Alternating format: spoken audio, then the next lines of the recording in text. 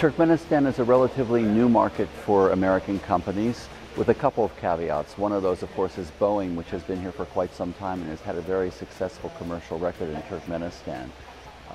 There are many other companies right now that are interested in business in Turkmenistan, especially, of course, in the oil and gas sector, since Turkmenistan has the fourth largest natural gas reserves in the world. Much remains to be done by way of building this relationship.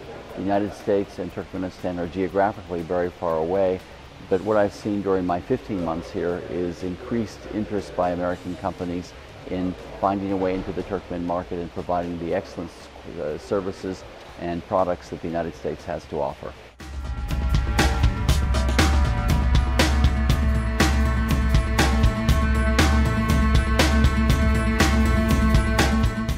Возможно, и американские компании ищут себе партнеров в Туркменистане, и туркменские компании хотели бы найти себе партнеров в таком американском большом рынке.